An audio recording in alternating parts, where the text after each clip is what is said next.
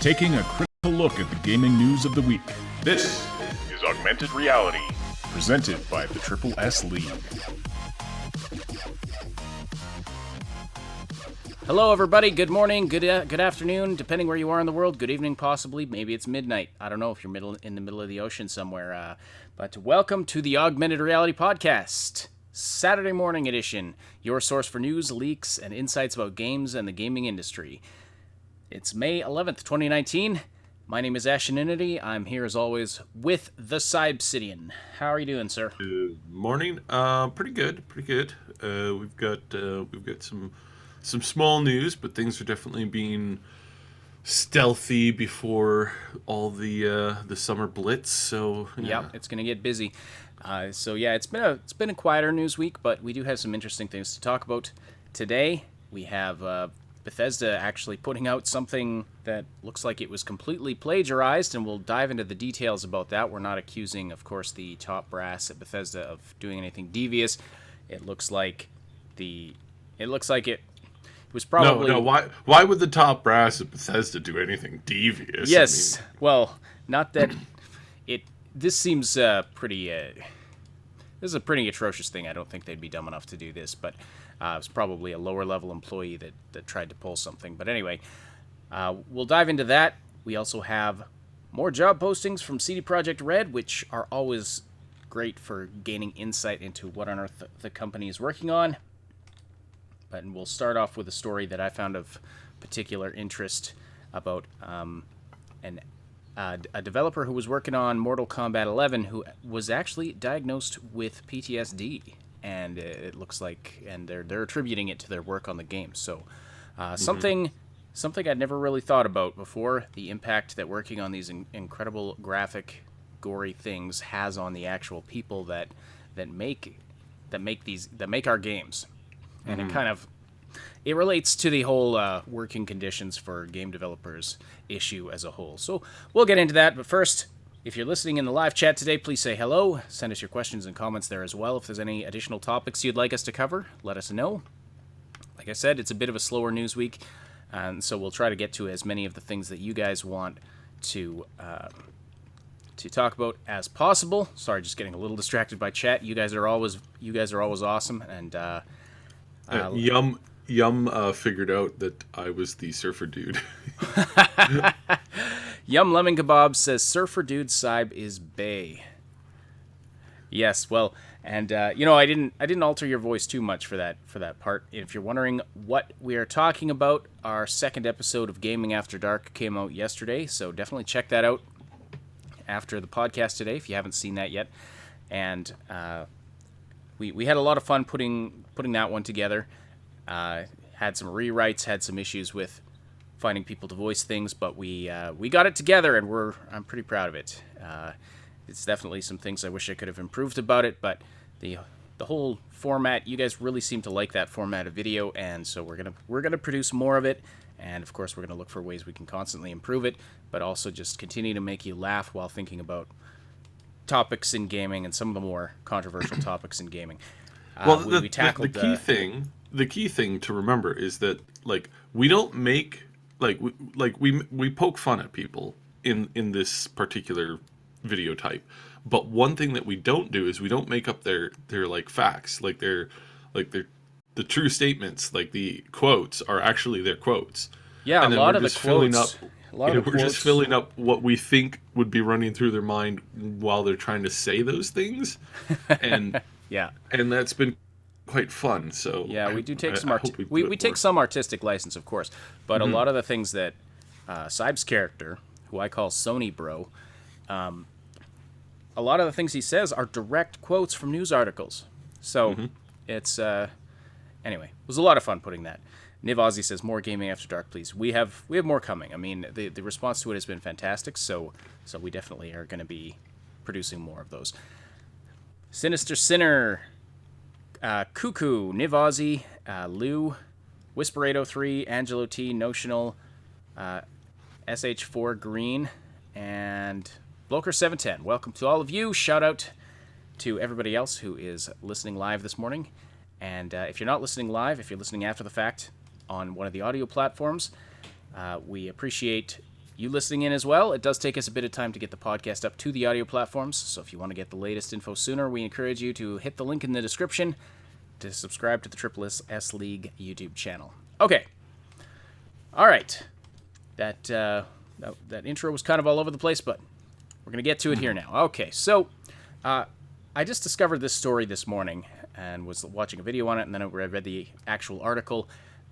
There's a developer who worked on the cinematics team for Mortal Kombat 11, and they requested anonymity, but they talked about their experience with Kotaku. And they worked on the game throughout 2018. And of course, I mean, Mortal Kombat series that's well-renowned for its incredibly graphic, over-the-top sort of gore and violence, especially in the fatality animations. But we've talked a lot on this podcast, and there's been a lot of discussion just in general about the effect of violence in video games on gamers. And there's no real link that's suggesting that playing violent video games encourages somebody to be violent in real life or has any negative impact really whatsoever. I mean, I know I've been immersed in it my entire life, and I don't think it's had any negative impact on me. I mean, that's anecdotal, but there's no link that's come to light in the research that's been done on it. So that's that's kind of where we leave it a lot of the time. Something I had never considered before is the impact that actually making these kinds of games has on the developers. And I used to think, wow, whoa, look at the people who made this game. They must be pretty messed up. Ha ha ha. Not really considering that, the person who made this incredibly graphic animation was probably just assigned to do it. And they could also be an incredibly overworked, sleep-deprived contractor. And so the effect that this has on them could be actually pretty profound. And so you have this one developer who worked on the cinematics team, so the people who are putting together those fatality animations, which I haven't played the game, but spines getting ripped out and faces falling off and all this incredibly graphic stuff, day in, day out for weeks on end. And this individual started having incredibly graphic dreams and started avoiding sleep for that reason. And they eventually saw a therapist and were diagnosed with PTSD. And this is incredibly disheartening.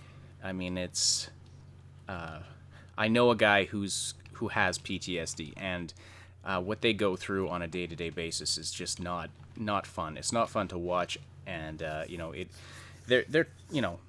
are ways to cope. There are ways to get help and therapy and stuff, but it's a difficult thing to live with, and so I really it is. I really feel for this individual, and I don't know how common this kind of a situation is, but I don't know. As a gamer personally, I don't want to be, as I'm enjoying a game for the escapism, I want to believe that the people who put the game together had a good time doing it, were well compensated, work hard and stuff, and sure, some crunch is to be expected, but I don't want these games that I'm enjoying to have such a negative impact on somebody's life. Anyway, go ahead, Saib. So, I think part of the PTSD that happened to him was the fact that he was just steeped in gore all the time. Absolutely, yeah.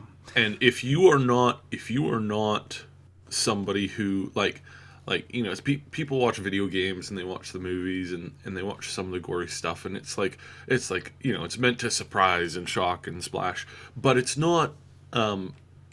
There's a fair level of disconnect from reality in a lot of that stuff.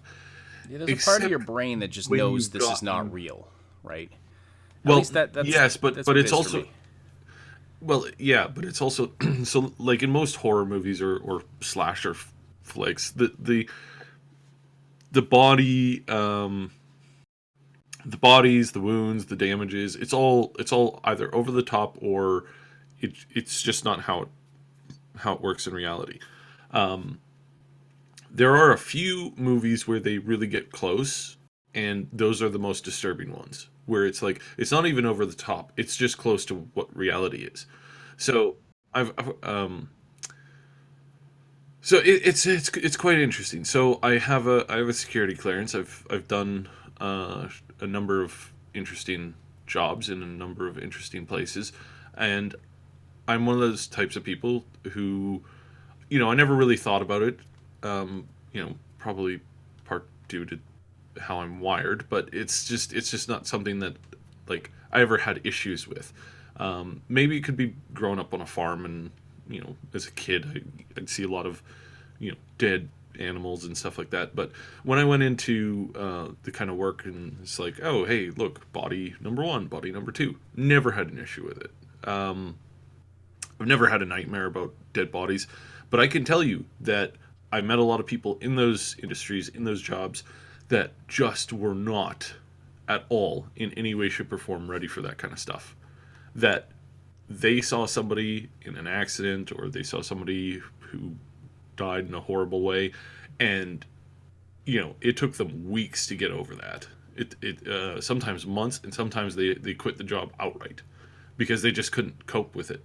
They weren't expecting to deal with it. And I think there's a number of studies that show that it's like, especially if you're not ready to deal with that kind of stuff, if you're not mentally prepared to go in because PTSD is triggered in a number of ways. It's triggered in like combat scenarios. It's also triggered in like gore and reactionary stuff. So somebody who works at a morgue, right? They might get it because of the things that they see on a daily basis.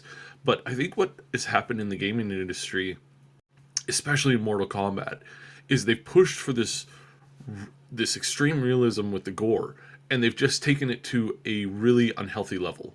It's like, it was one thing in the first like couple of Mortal Kombats where it's like you throw somebody down on a spike bed and they explode into blood and guts. It's like, oh wow, cool, And right? we're talking very low resolution, not too many pixels you can. I remember with, seeing that right? on the first time I saw Mortal Kombat. The very first time I saw Mortal Kombat was on a black and white Game Boy, and the guy threw the guy off the cliff and he fell down and he exploded, and all of the guys who were watching the one guy play it all at the same time went cool, because it was fascinating to us, but then you if you go into extremely vivid display after you've gone through, especially after you've gone through like normal high school and stuff like that, you've seen the medical books, you've seen the, you've probably taken apart a frog, you've done all this kind of stuff where it's like now you actually have, your brain can associate stuff, and then when you see that, when you actually see like pictures of torsos and bodies and stuff like that cut up, it's like suddenly it's like your brain's like, no, not good, because you figure it out. And I think that's the case here, is like, I don't think this guy had any, I mean, I'm gonna assume wildly that he had no combat training, which most people don't, and that he's probably had no medical training either, which is the other scenario that you'd encounter that stuff in. And unfortunately for him, this ended up resulting in him not being prepared to deal with it, and that's kind of what, when you're not prepared to deal with something, that's typically when the PTSD comes in full hard. I remember that there was a couple military guys that I knew who went over, and some of them knew that they were going to be shot at, were expecting to be shot at every single day. And then there were some people who went over who were like, yeah, we're helping the people, we're not going to be shot at, we're going to be embraced like heroes.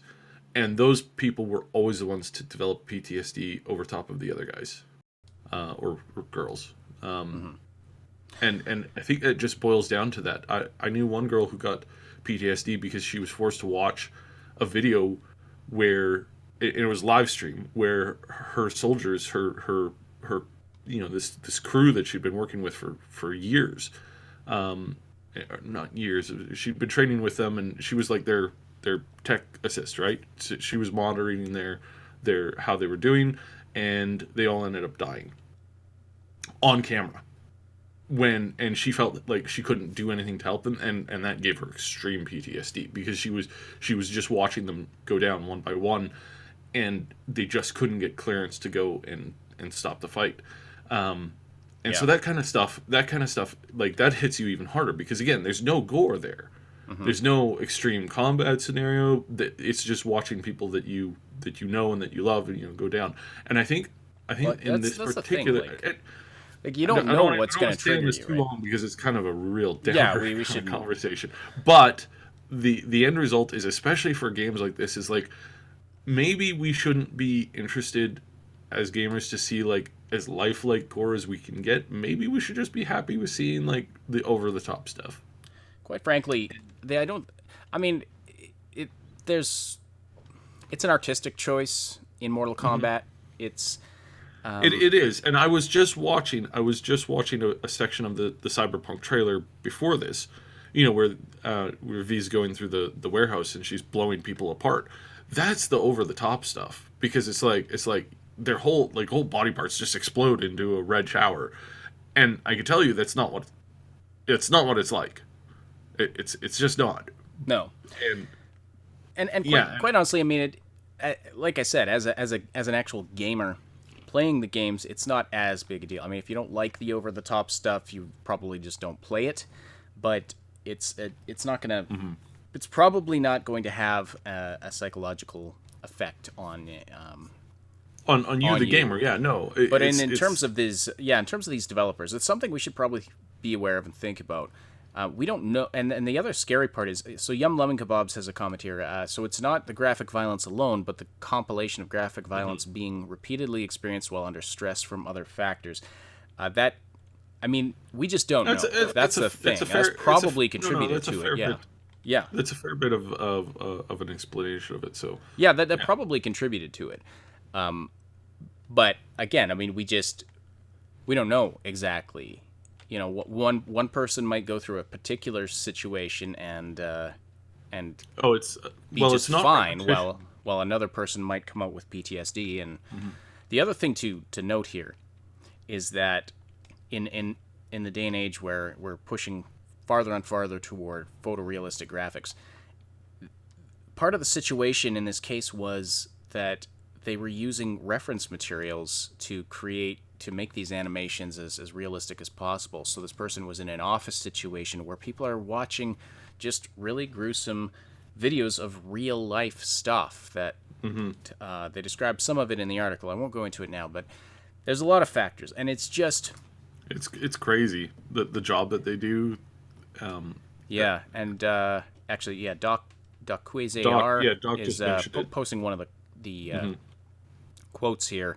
You'd walk around the office and you'd just be seeing stuff that you don't necessarily want to see. So anyway, I don't want to dwell on this for too long because it is kind of a downer topic, but Kebab says, I assume the repetition would have something to do with causing PTSD, potentially. And I mean, it's hard to say for sure. Some people develop PTSD from single events, and then others develop over a long period of time. So it's different for everybody. So like the mind is a crazy map maze puzzle, and how certain things are set off are never quite like you can't replicate it all the time. You can replicate it some of the time or most of the time, but you can't replicate it all of the time. It's sorry, go ahead. It's like you can make most people form habits in almost the same way, but there's always outliers. There's always outliers when it comes to people. So, and that's really, really fascinating, is that you will always have somebody in a group who goes against the assumed like outcome, no matter how many times you do it. It's like each time you try to replicate one particular thing, like getting people addicted to donuts or something like that. It's like there's always the outlier who will they'll avoid the outcome that you can predict. So yeah, no, it's pretty fascinating. Notional says, what is it with America and dissecting real frogs? They just have a hate on for frogs in that country, I guess. Now we dissect real frogs here too in school, and they were huge. I don't know where they got them from, but they were not from around here, that's for sure. So there was a little bit of a study done, and it was PTSD associated with like civilians when they encounter like severe injuries and stuff like that, like somebody gets in an accident or there's a workplace thing. People who dissected frogs had a better chance of reacting than those who did not. And so personally, I think that dissecting frogs, maybe not always frogs, maybe something else, but I think dissecting things is actually kind of important.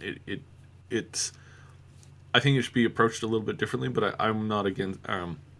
I was kind of disappointed when they made it not mandatory anymore, because it's like, no, it's.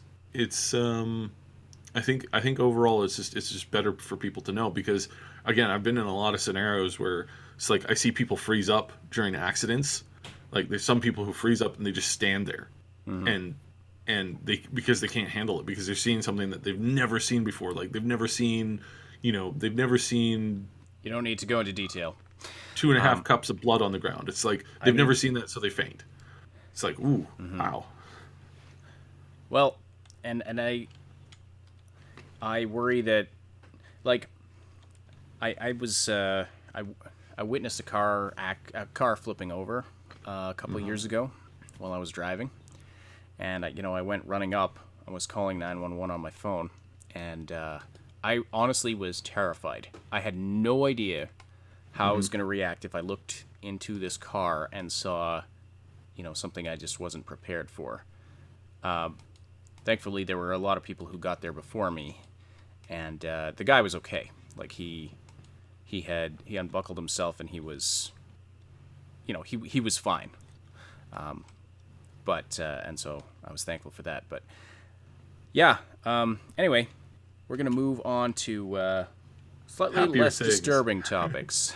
All right. Yeah, PTSD. Not a Andre saying my fiance has PTSD. It's usually accompanied by other mental illness. Yeah, I mean it's a serious thing, and the last thing we want is our game devs getting it for things they're working on or other mental things.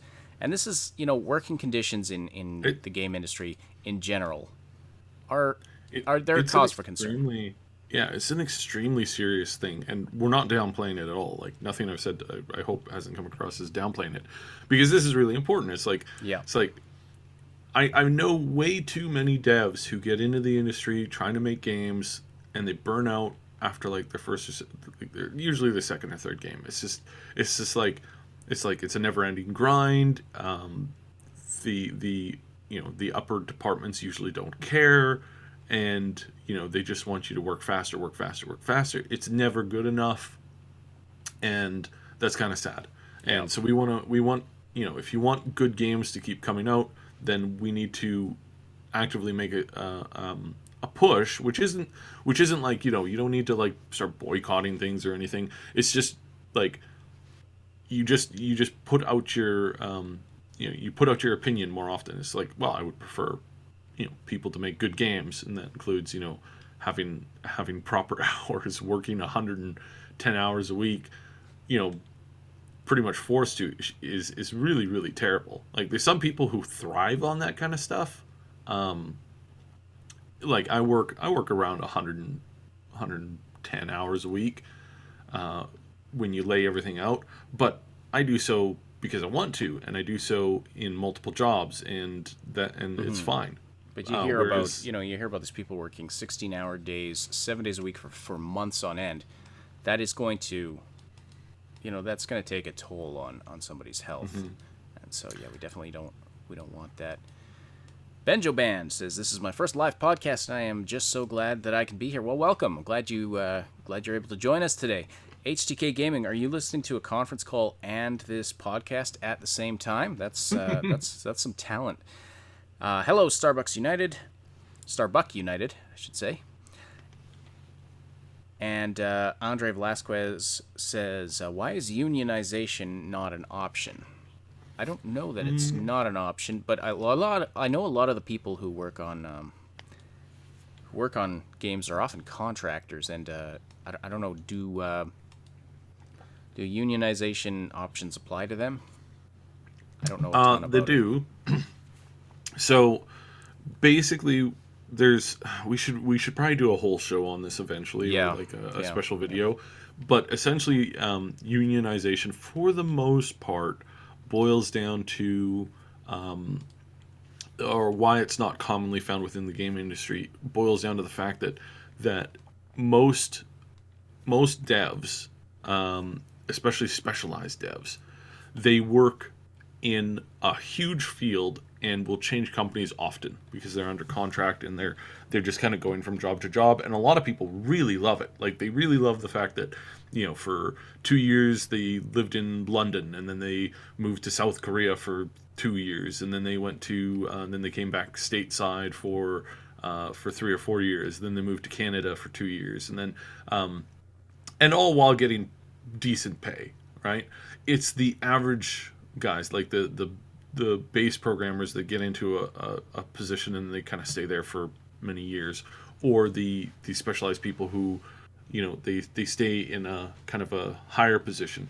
It's like, if you're in the higher position, or if you're in one of the really good contract positions, you're typically not hurting for money, and you've always got something lined up, and you can always pretty much pick up a job wherever you want to. So unionization doesn't really draw people to that, because again, it's like, if a company is being crap, I mean, you can easily go to another company, easily. But it's like the more like grunty positions that suffer the most. Right. It's the especially like some of the QA people and some of the customer service people within the industry, where it's like, they can go try to get a job, be told, well, we're going to pay you, we're going to pay you on salary, or we're going to pay you hourly, but you're not going to get paid for more than 40 hours a week, but we expect you to basically work like 60 hours a week. And it's made really, really clear that, and I've seen a lot of companies that do this, Activision is one of them, where it's like, look, this is a dream job of a lifetime, this is a big stepping stone, you must work for us, and put in an extra 20 to 30 hours a week without pay, wink, wink, nudge, nudge, but we would never actually tell you that, and your job will never actually require you to do that. But if you don't, suddenly, hey, your tie is on wrong today. I'm not wearing a tie, I'm wearing a t-shirt. Doesn't matter, first warning. So like stuff like that, where it's like, and we see it now. We see it in Riot Games. We see it in a couple of things that have come out about Activision recently, where it's like, people are getting fired for ridiculous reasons, and oh yeah, they signed away their right to be able to sue. And it's like, wow. So unions are sometimes good, sometimes bad, as far as like how they work overall. But that's mostly due to, in most of those scenarios where the union's not being very good, where there's just corruption, it's because the union's been around for like 80 years, right? And it's like some government contracted thing, and you don't have a choice. You have to join it when you go into that field. That's where you get a lot of corruption. That's where you get a lot of problems. That's where you get a lot of this other stuff that's just kind of out there and causes issues. So a lot of those things don't appeal to some people in the industry, while in other parts of the industry, unions do a great job, and they're very grassroots amongst the employees, but they're also really, really tough to maintain, and the employers, they don't like dealing with them. So it's all over the place. We really should do a big long podcast on that at some point, really kind of picking apart how it works. I don't want to get demonetized though. But yeah, it's one of those things where it's like, there's been a lot of talk about it recently, and most people are either really for it or really against it, and there's not a lot of people who are middle ground. And unfortunately, when you're trying to start something that's grassroots between the employees, and 50% of them are very much against it and 50% of them are very much for it, you're going to run into issues, and that's kind of more or less how it's always been. So. Mm-hmm. All right, speaking of employment in the gaming industry, we always keep our eye on what job postings are coming out from CD Projekt Red, and in this case, shout out to Last Known Meal for pointing this out in a video that he did recently. But there's a new job posting for their... Okay, I just practiced this before the podcast. Let me see if I get this right. The Wrocław studio. I think I got that right. My apologies to the Polish for butchering your language. But anyway, their new studio that they purchased, I can't remember how long ago, but it's their newest studio that they purchased. They're looking for a lead game designer. And there's some interesting little tidbits in this job posting that you can look up. It's linked to on their website. If you're in the area and you're an experienced game designer, you may want to hit them up. So in the job description section, they say, we are looking for a talented and experienced lead game designer who would help us guide the team and supervise the design of gameplay systems and online mechanics within our games. And it's that online mechanics bit that really grabbed our attention with this one. So I'll let Saib dive into this right now. So what are we looking at, and what are we looking at as far as what this means for what's coming from CD Projekt Red in the future? And does this affect Cyberpunk 2077 in any way? Well, one thing I wanted to point out that I think some people tend to forget is that when you have a studio or when you have any company that's working on a secret project, they lie all the time. They lie all the time because they have to. There are many times where I'm doing many things, and in the past where it's like, hey, we're working on X, Y, and Z, and then you get into the project and, oh no, we're not working on X, Y, and Z. That's just the cover. We're working on MPQ. It's like, okay, why did you lie? Well, because it just so happened to be the closest lie that could make sense to what we need actually for the position. The other stuff is like, it's like, especially in some of the jobs, it's like, don't talk to the media. Whenever you talk to the media, just make something up that to excuse yourself from the situation as fast as possible. Do not say anything. And more importantly than not saying anything, don't make it appear as if you know anything that can actually be of use. So it's like, lie, but lie in a way that's not going to get you in trouble, but also lie in a way that will make it so that they stop asking you questions in general.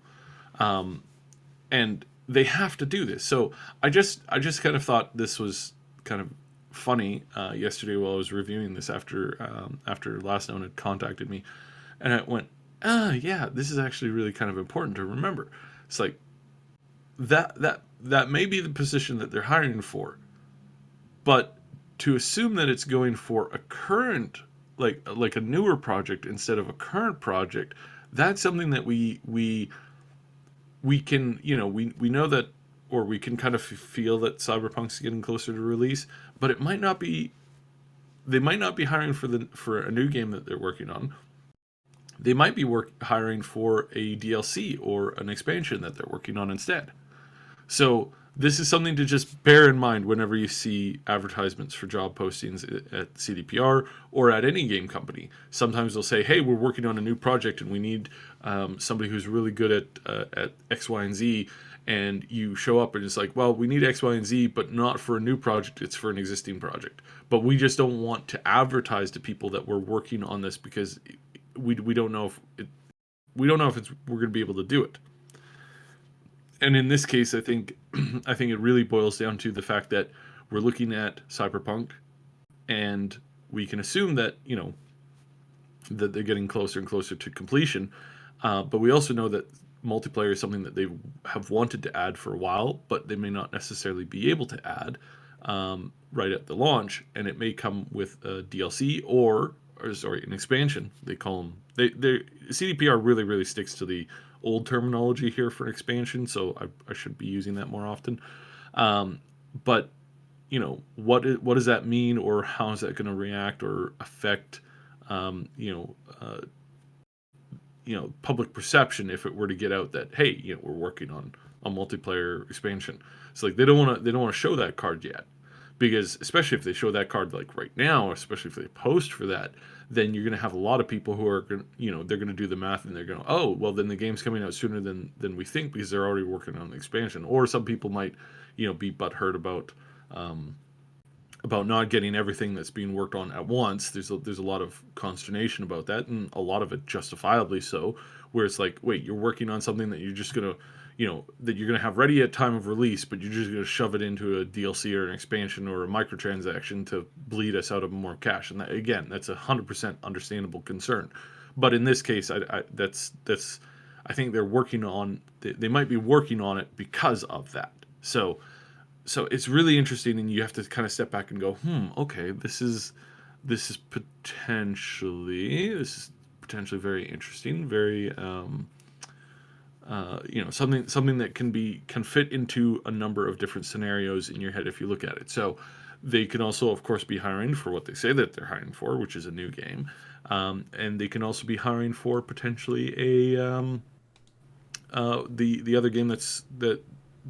So they got the one game that's on the list that we know that they're going to try and release before 2021, and then they might have another project that they're starting to line up now, right? And so that going to do a couple, really laying in the prep work 3 or 4 years in advance is probably a good idea. So that's the other thing they could be hiring for. Right. So it could be any of those things, and we don't know because again, when they say, hey, we're looking for a lead game designer who would help who would help us guide the team and supervise the design of gameplay systems and online mechanics within our games. Now, games is an interesting thing because they said games, which means more than one. So you're quite possibly going to be working on more than one of these projects, while you're doing this job. And I don't think they actually specify here that it's for a new game. One of the positions kind of leaned more towards that way, or the it's the lead game designer. It kind of reads that way because it's for their newest location, meaning that there's a heavy implication. Yes, there's a heavy implication, but again, they haven't come out and said anything directly, and they wouldn't because they're smart. So this is where we have to look at it and assume. It's like a lot of people were assuming that all of the job postings that they put out in the last year were all about Cyberpunk. That's not true because they've already said that they're working on another project, especially with the new acquisitions that they've gotten, and that the newer project is also going to be due out in 2021. So that's pretty. That's a pretty heavy thing to look at. That's a pretty hefty thing to sit back and kind of plan for. So most of the job positions that we've seen, maybe most of them have gone to Cyberpunk, but there's a good chunk of them that are for sure going to this new project as well. So it's very interesting. And I want to throw this out again for the community is we don't know. We're not 100% positive whether or not, and this is really, really, really, really, really, really important, we don't know for sure if this concept of them working on this new project is not related to the current Cyberpunk games that they're working on. It could be that this newer project that's due out by 2021, it could be a multiplayer version of Cyberpunk that they just didn't have the ability to put into Cyberpunk 2077, and at some point, maybe about a year and a half ago or so, they decided, hey, we're really running up against the wall with this, so we're thinking about kind of making a second game that will be more multiplayer focused. It'll be smaller in scope of development time because it's going to take most of the assets that are being created for Cyberpunk 2077, and they're just going to reuse them in the multiplayer version. But because it's multiplayer, they have to kind of more or less completely redesign a lot of the combat. We have a lot of time slowdown in Cyberpunk, and as soon as I saw that, it kind of made me go, okay, if there's time slowdowns, then the chances of this being a strictly single player game has just gone up 50%.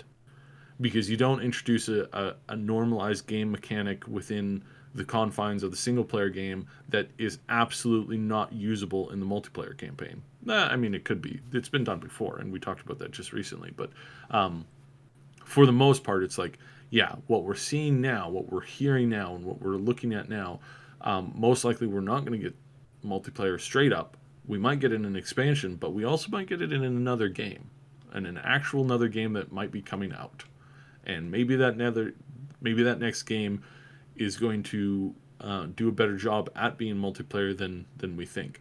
And by the time everybody's had a year and a half to almost 2 years to kind of get themselves really steeped into the cyberpunk game and the lore and the kind of stuff, then CDPR comes out with this massive multiplayer game that's done in a completely new way, interesting new way that most people weren't expecting, and then they can kind of like just really, really, really can just jump into it at that point. So, yeah. All right, but in general, it looks like they are moving in the direction of wanting to implement more online stuff and multiplayer into their games. Would you say that's correct? So are we looking at a battle royale going forward, or... I mean, probably not. No, I'm being facetious, I but... think... oh, sorry. I didn't realize you were... What do you think we'll see from them? I think what we're going to see is them try to do what we had originally heard them working on, which was they're trying to find a way to incorporate basically what it feels like to sit down and have a gameplay session with your friends doing doing a mission or a trip or an outing or exploratory into rooms or something like that. Sitting down with your friends and doing something like that. There's a lot of ways that people have tried this group content, and there's lots of things that people do to make it look cool, and there's something to be said for, really hard, challenging 5-man content that can be fun to watch and can be fun to be played with, but most of it's just really, really, really, really, really repetitive. What I think they might be trying to go for is what we kind of heard originally was like, it's kind of like taking the heist gameplay, combining it with, like the dungeon type classes, and then slowing it down so that you can go through it, not slowing it down in the combat, but slowing down the experience so that your choices as classes means a little bit more, but this would probably require a bit of a shake-up in the way that the gameplay functions. Not a lot from the single player, but a fair amount. Enough that you would have to make significant changes to the engine, as far as it came to like the gameplay. So I think that's kind of probably what we're looking at. Is we're looking at something and I'm having a hard time explaining it because I suspect strongly that they're going to go for something that's quite new. They're going to look for ways to incorporate conversation systems, to incorporate everybody's classes and builds properly, to really give you a sense of like this is not just a repeatable thing. It's like, hey, want to do Dead Mines again today? Kind of thing where you just do it on autopilot. It's like throwing in ways to make it unique and different each time you play. So that's I think that's the goal. And I think that's the overall concept that they're going for. Also, I just saw that Last Known Meal has popped in. So, hey. Apparently, we have the ability to summon Last Known Meal just by mentioning him on the podcast. Shout out Last Known Meal. And by the way, everybody, don't forget to tune into the Cyberpunk 2077 community podcast tomorrow. It is a collaboration between us, the Mad Queen Show, Last Known Meal, and Neon Arcade. Whose channel is it on tomorrow? I believe it's on Last Known Meals. I'm pretty sure. He can probably confirm that for us in the chat. Also, remember, tomorrow is Mother's Day, so make sure you bring your mom with you. Because then that'll be bring your mom to listen into the podcast to see, and she'll be like, so who's the one talking? Is the one talking the one on the left on the picture? No, that's a picture from the game. So those aren't the people talking. No. Well, except maybe Saib is the robot. We don't actually know that yet, but Saib might be the robot. Yeah, it's very possible he might be the robot. It's quite funny. My mother, she really tries to understand what it is I do for a living, and she just fully admits she doesn't get it, but she's proud of me anyway. Of course. Oh, I love rubbing uncle. her face in the fact that I now, I'm involved in video games as a career. It's anyway. It's like, yeah. Imagine if they had encouraged us from an earlier age. Oh my goodness. But anyways, yes, remember to call your sorry, mother. Sorry. Yeah. Call your mom. Call your moms, get them flowers or, something. Mm-hmm. Show your mom that you love and appreciate them tomorrow. All right. But only tomorrow. Don't you dare do it any other day of the year or they might get a fat head. All right. So, that's a German thing, by the way. You get a big head if you give someone too many compliments. Never mind. It's dumb. Okay. So, any further things on Cyberpunk 2077 there? We had a question from I can't remember who it was, but what has changed since the gameplay demo? Sorry, I've lost your comment in the chat here, but I do remember what you said. So we discussed this recently on a recent edition of the podcast. Basically, the conclusion we came to from the comments about the gameplay changing is not that it's going to look like a completely different game, but the gameplay feel is going to be significantly improved and changed. Like they've spent a year making tweaks and improvements, and so the gameplay is gonna. We believe the combat's gonna feel less sluggish. It's going to be, it's just gonna be better overall. Plus, I mean, there's a lot in. Yeah, Tyler Lalonde. Yeah, thanks for. Mentioning that it was you, so I can shout you out there. So yeah, also, we saw a very specific slice of the game that they wanted us to see in that gameplay demo, and there's going to be way more to the game than just that, right? It's not going to be that over and over again. So as we see more and more of the game, it's going to be the same game, but it's going to fill out things, and so our overall picture of the game might look very, very different, but it's not going to be like a different game. Let me add to this one. So one of the things that we know is that about this time last year, they were hiring for a ton of positions when it came to companions, when it came to working on stealth, when it came to working on gunplay, when it came to working on ability structures within games. These were all positions that they were hiring for about this time last year. As they went into the EA, they hired a couple of more positions. Not EA, E3, crying out loud. So all of that stuff, I think we're going to see reflected in the new in the new trailer that we're going to see, in the new gameplay, in the new content that they're going to cover at E3. We're going to see how these changes have come in and how they're going to affect it. We might see maybe some major changes in the way that abilities are used, or the way that you go into a situation. It might be a little bit more tactical. It might be a little bit more, headspacey, and a little less like just fire and forget or twitch combat kind of stuff. Those are all possibilities, and we'll see how it's come together. They didn't just finish. They've been working on the content that we're going to be seeing at E3.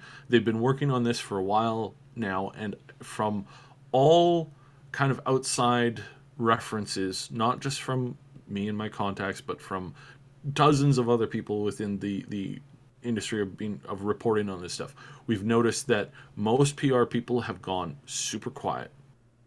That most of the devs that work on like the kind of like the showcasing stuff, like that work on the demos and stuff like that, they've gone super quiet. Like it's hard to get anything out of them normally, but it's like they're like can't talk, not allowed to talk, that kind of stuff, where they're just being super quiet because they don't want any of this to leak out, and they don't want anybody to know how and what they've done to kind of tweak the game. So they've been super quiet. They've been, they've had a number of talks. It's like, do not leak this. We're serious now, guys. No more leaking on this. Like we've talked about how leaks, a good company will know that certain leaks at certain times are really healthy for their hype for the game. They can be really, really bad for the game, which is why there's a difference between good leaks and bad leaks. A good leak is something that gets everybody excited and you start lining up additional interviews, and people are pre-ordering, or they're going to your merch store and emptying your entire stock that day. That's good hype. They don't like that they can't always control it, but they understand that that's just part of the world that they work in. Bad leaks are things like, hey, I'm not going to tie it to an example. Bad leaks are bad. Things that hurt you, your game, your production, that kind of stuff. And immediately, this is something that's going to come down and hurt them. And they don't want those, because those kind of suck. They're really difficult, and it really is difficult and not fun. So yeah, basically that's kind of the two kind of levels to it. But right now, everything is silent. Everything is dead silent about this game. There is just nothing to be heard right now. But we're going to get stuff soon, because we're going to start seeing some leaks. Not leaks, drips. We're going to see drips, official drips from the company before E3 comes out. Probably anywhere between 2 weeks to a week beforehand. My guess is going to be, let's see here, E3 is on the 10th. I'm actually going to pull up my calendar here. So the big reveal date is going to be on the 9th of June. We are expected to see at least some leak or official drip probably in and around the 23rd. Should be our first kind of official one. Maybe. Not guaranteeing it. I'm just letting you know how this stuff usually works out.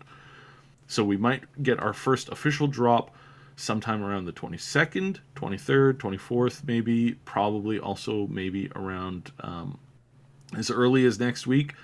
Could also be as late as the 5th of June. So, but right. We will get something. We will get a drop to kind of like, and this happens every year. Every year, Fallout 76 was the exact same thing. It's like small little drops here and there to foreshadow what was going to be shown at the E3. And it, like I said, dozens of companies use this format. It's not an inside thing. It's just a really good guess, because that's what a lot of companies do, especially if they're releasing this year. If we get absolutely nothing, that doesn't necessarily mean that they're not going to be releasing this year, or that they're not going to be dropping huge info, including a release date and all that kind of stuff. It just means that they might be going about it a little bit of a different way. So, stuff to bear in mind. And it should be pretty awesome. Hard to believe we're that close to E3 already. Yeah, we're getting close, man. It's yeah, like we are now less than oh dear, close the calendar again. I hate it when I do that. Well, it's less than a month. Now, yeah, it's less than like an official month. It is as of tomorrow. It's going to be so tomorrow is going to be the 12th. So it's going to be 1 week, 2 week, 3 weeks. Right, 1 week, 2 week, 3 weeks, 4 weeks. So 4 weeks, approximately, from tomorrow. So yeah. Mm-hmm. Shout out to Sesame Street for teaching Saib to do that. Okay, so let's move on to our final topic of the day. But actually, first, I just want to say we love seeing everybody so active in the live chat. If you want to keep the conversation going after the live broadcast, we welcome you to join our Discord community. You can find the link in the description below. It's a place where you can chat with us and other Triple S fans about all the things we love to talk about, and stay up to date about everything we're doing here at the Triple S League. Click the link below to join, and be sure to say hi to us in the welcome channel. So, so I just realized tomorrow you can say 28 days later. Until E3? Until 28 days later will be... God, that movie was terrible. I mean, just generally, I really hated that movie. But it's got such a good. And don't forget that after those 28 days, it will be 6/9. So it's going to be a meme-filled E3, I'm sure. Mm-hmm. Okay, mm-hmm. So Elsewhere is a title. Hey, didn't we make a video about them releasing something on 6/9? couple months ago, didn't we do something? You're about as subtle as a nuclear bomb, Sib. Yep. Elsewhere is the title of a massive new expansion to Elder Scrolls Online. It's coming out next month, and to help hype the release as promotional material, Bethesda created a pen and paper adventure game based in apparently set on the border between Cyrodiil and Elsewhere. I'm assuming this ties into the expansion somehow. Turns out that this whoever put this pen and paper adventure together, it was basically shamelessly plagiarized from a Dungeons and Dragons adventure called The Black Road, published in 2016. So basically, names were replaced with Elder Scrolls, location names, and Elder Scrolls character names and that kind of a thing, and then they basically just kind of changed a bunch of other words to words that were synonymous. But basically, it was a shameless rip. It wasn't just a rip off. It wasn't just a copy. It was a copy. They just basically ran it through a thesaurus and changed the names of characters and locations, and then published it. And so Bethesda has been under some scrutiny for this. Now they are vowing to the official Elder Scrolls Online Twitter account has tweeted that they have pulled. Well, I'll just read the tweet here. We have pulled a previously shared ESO tabletop RPG adventure while we investigate the source. Thank you to those who reached out with concerns. So they're investigating. Now, this tabletop game was produced by Bethesda Netherlands. And so they're probably investigating there to see what happened, who wrote it, and who did this shameless ripoff. So we're not talking about something where it's like Todd Howard was, sitting in a room somewhere going, let's create this game, but we don't want to spend a lot of money, so let's just rip some D&D adventure. Like, nothing like that, nothing nefarious at the top level, it looks like. But it could just be some employee who was lazy, who or some writer at the company in Netherlands who just wanted to not have to work very hard. So, anyway, we will, I guess we'll keep our eye on this, although I'm having a hard time caring about it too much. But it was... Well, let me take a quick explanation. So this sometimes is not intentional. And you'll go, wait, how could this not be intentional? I'll explain it. This happened very similarly recently with another thing.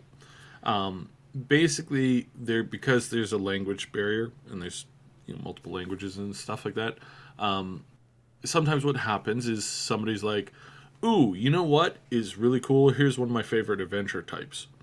And so they send a note over. So here's one of my favorite adventure types. I'm looking at having something kind of similar to this. I've changed out the names. If we can get somebody to kind of look at this, then rebuild it to, kind of match our things. Obviously, don't copy anything, but just kind of like follow the same kind of themes. It is, after all, a dungeon guide, so they might just go, this is one of my favorite, tabletop dungeon adventures. So please feel free to, use this as kind of your foundation and kind of go from there. That's pretty common. It's like a heist movie, right?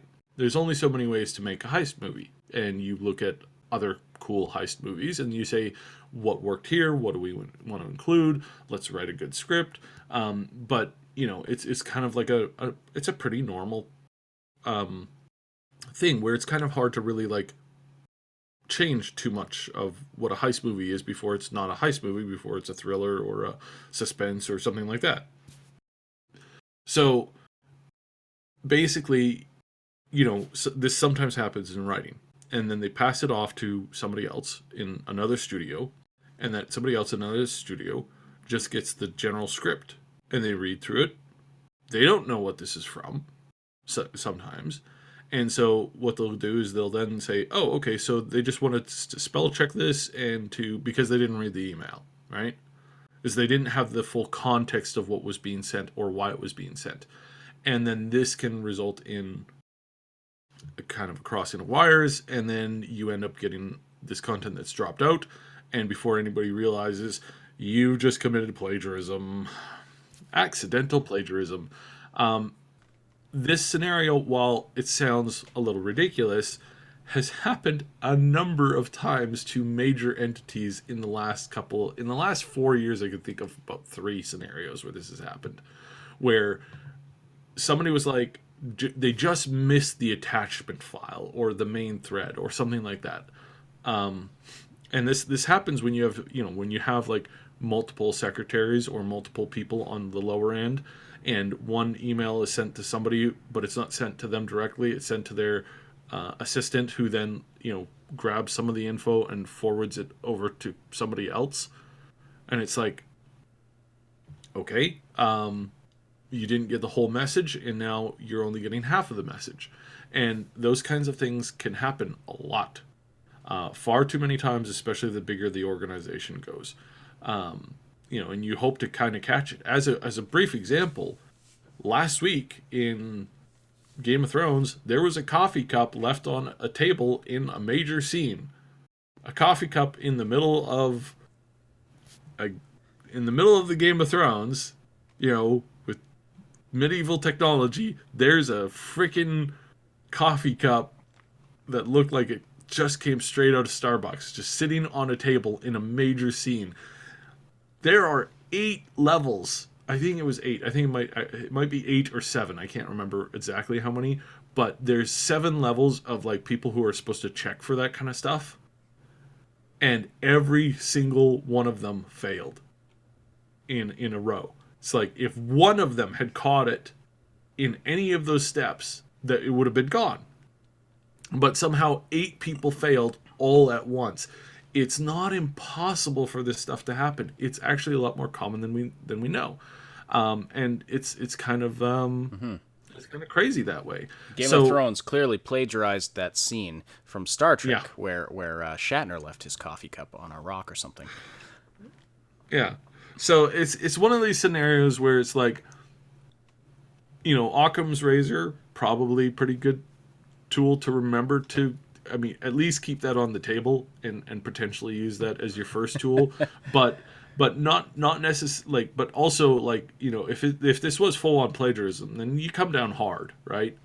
Probably fire the person. Right, exactly. It's one of those scenarios. And that's why I guess it's good that they're investigating and not just like, we don't want them to just kind of axe somebody. If this was an honest mistake, the scenario that you painted for us there does seem plausible, although what's weird to me about it is why they would take, if they want to say, hey, use this for inspiration, we want a story that's like this, why would they take that and swap out character and place names beforehand? That seems like that is a bunch of extra work that for very little benefit. I mean, because like I said, this is normally how you do it. So as I'm going to use my own example here, that would be like saying, I want to write a book that's, sort of like Harry Potter, but with my own characters. So I'm going to take the original Harry Potter and like swap out the names and then read it like that, and that'll inspire me to write a new book. Like, that doesn't make sense to me. But it does, because actually Harry Potter is a great example of this, because Harry Potter follows the hero's journey through multiple books, where they follow the direct pattern. Let me actually just pull this up, because this is really interesting to note, because I've been doing a ton, as you know, I've been doing a ton of writing lately, and it's been awesome. I've had some really, really cool effects. If you are in our audience and you are interested in reading my book, hit me up on the Discord. I'm looking for a couple more test readers. So this would be, you're basically getting an early draft of the book, along with a whole bunch of questions and a whole bunch of feedback stuff, and I'll get you to kind of like report back on it. And it's also a very specialized kind of story and scenario. So anyways, so let me Here we go. All right. So the hero's journey, which more than one of the Harry Potter books follow, are broken down into about 3 acts, where you have the ordinary world, then you have a special world, you have a number of thresholds that you break. You've got the first threshold, second threshold, third threshold. You have the call to adventure, then meeting the mentor or supernatural aid. Then you have the road of trials and tests. That all happens in the first threshold, going into the going from 0 into the first. Then you have the approaching a dark and dangerous thing, finding love, potentially becoming connected with an ally. Then you have an ordeal, dealing with dismemberment or wandering, or a damage to the soul, or to something. This usually ends with the theft of a boon or a reward of some sort. Then you get into the second threshold, where you follow kind of a little bit of a different pattern. You have the refusal to return to the normal world, the rescue that typically happens, death to a certain dream, crossing into the third. Crossing the third threshold into the fourth threshold. You have the showdown, catharsis or climax. You have sometimes you have a kind of a resurrection point, and then you have becoming a master of 2 worlds and incorporation of lessons learned, and that's where you finish to the fourth threshold. Mm-hmm. So that's how you do that. That is the hero's journey, which is a story archetype that has been told for in this format, following this format almost identical for I think one of the earliest manuscripts we have on the planet is a story that includes this exact thing. Mm-hmm. Thousands and thousands of multi-generational, multi-cultured stories utilize this story throughout all of their storytelling, especially when it comes to like the hero's journey. So stuff that we've been able to dig up and kind of piece together from the Aztecs has the exact same thing. Then when we go to ancient China, to when we go to ancient Mesopotamia, I can't say that word, from everything from ancient Europe to ancient South Africa to even stories that are told not through writings but through the lore masters within certain tribes in the South Pacific. It's like all this is a thing that transcends mm-hmm. all of history as a format, and you can pull this up and track a lot of these adventures. So what I'm saying is it's not absolutely abnormal for people to take a great work, kind of sit down and see how that they can kind of tweak it or change it. But it is a format that some people use, and sometimes, like I said, sometimes just information crosses. Now, I'm not willing to say that for sure that this was the case. In fact, I'm actually going to border on saying that this was done fairly maliciously. Somebody thought that somebody had a crazy weekend, whether it was too much partying or too much real life stuff going on, and they showed up to the office and said, crap, I gotta get this done. Let me just find something that nobody would think to look or connect with, and I'll just copy paste it. I think that's probably more realistically what happened here. But I'm just laying out, yeah. I'm being the devil's advocate in saying that maybe, just maybe, there was something else going on here, and that this is probably this could also be the cause, and that during an investigation we want to assume innocence, or we want to assume that maybe you didn't do it maliciously before going into the kind of the attack that would happen. Mm-hmm. HT Gaming, the series that I am writing is a fantasy. High fantasy, not high fantasy taking place in a completely different world that I've created. So think high fantasy, think like elves, dwarves, that kind of stuff. Lots of devilish creatures, and then throw in a good mix of magic and steampunk. Actually, throwing a little bit of steampunk in there too. A lot of magic, a fair bit of steampunk, and then throw in a almost kind of a, I won't say a Harry Potter setting, but a kind of a Harry Potterish vibe, as far as like the fact that it does take that a bit of it takes place at an academy in the first book, but not. I didn't look at the Harry Potter books and say, hey, I want to write this. It just so happened that while I was writing the first little bit, that it ended up turning out to be a little bit more connected to a academy than I first thought it would. But it started to work out really well, so I'm kind of leading it in that direction. So if you're interested, yeah, hit me up on Discord. I'm looking for people that I can email copies to and get some kind of feedback. So if you're into that genre, hit me up. But one thing that I want to add this to as a personal note.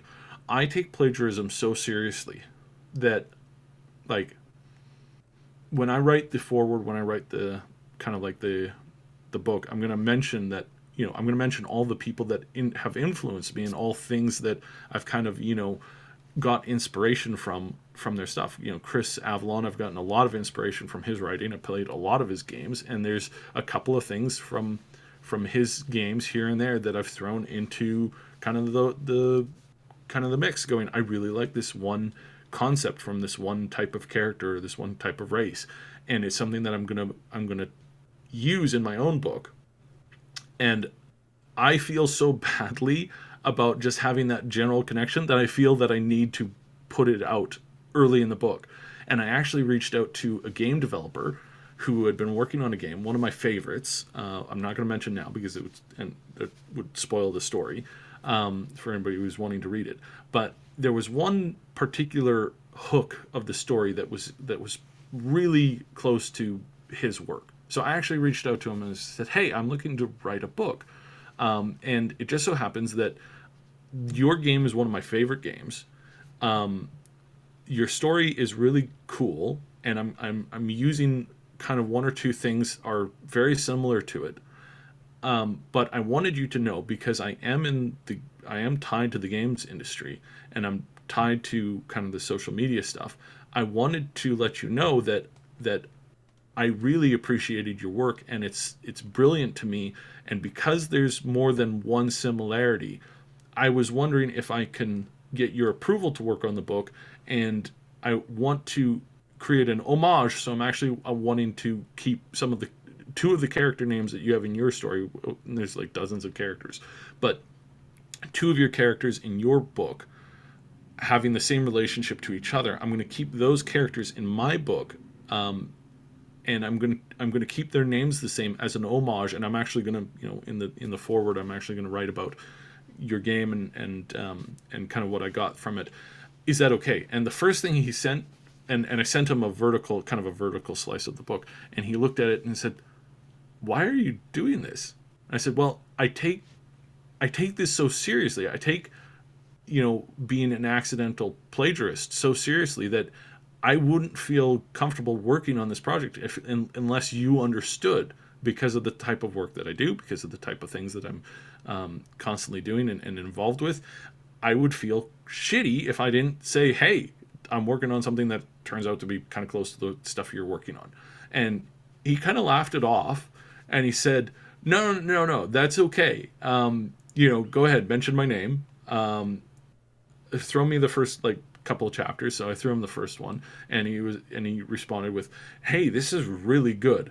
It's also really different, but I can kind of see why you thought it necessary to contact me. But in all honesty, you probably didn't need to. But it was still something that's like, I couldn't sleep with myself. I couldn't have a good conscience if I didn't go out of the way to mention this stuff to people that I felt was really important. Or like my thank you page is going to be like probably 2 pages long. It's like, Mark Laidlaw,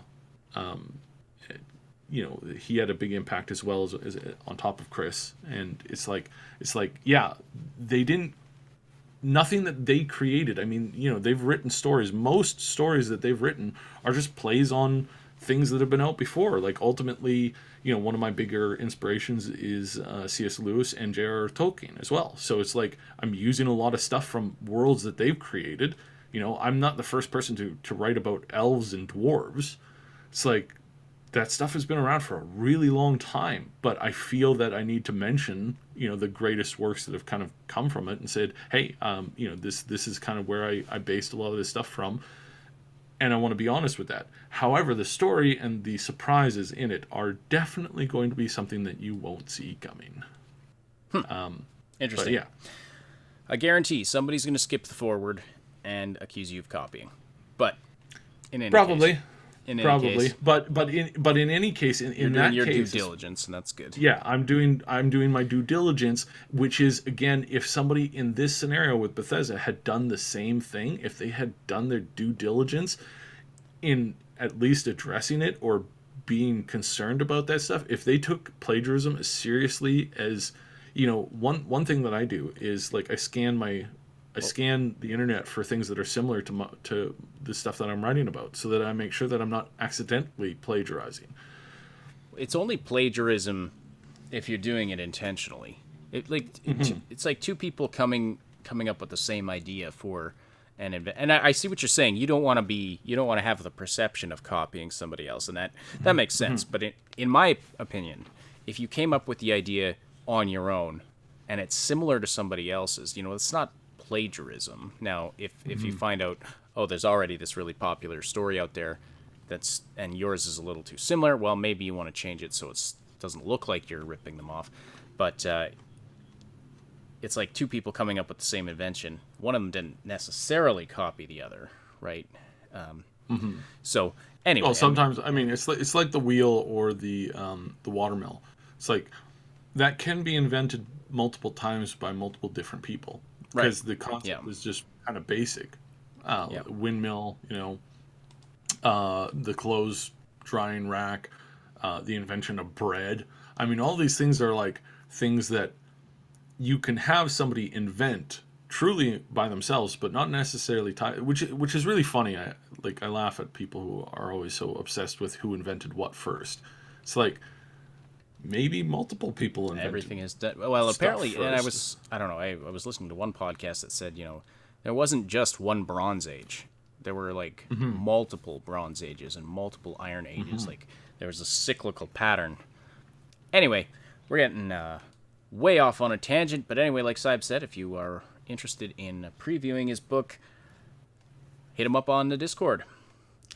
And I think that wraps it up for today. So thank you everybody so much for listening. Thank you for the great conversation in the chat. Thank you so much to our Patreon supporters, Shannon Vega, Old Man Manson, and our other two supporters, our channel member, Captain Dammit, and all of you for listening, supporting this show. Don't forget to slam that like button before you before you close your tab or leave your YouTube app to watch something else.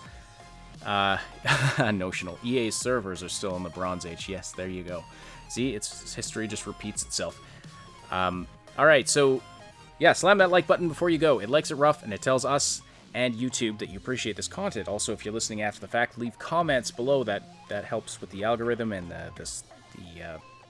that kind of engagement with the content always helps. So we really appreciate everybody who likes, comments, subscribes. By the way, if you want to actually be notified when we put content up, you have to hit that notification bell, otherwise you'll only get occasional alerts when we put content up and when we go live.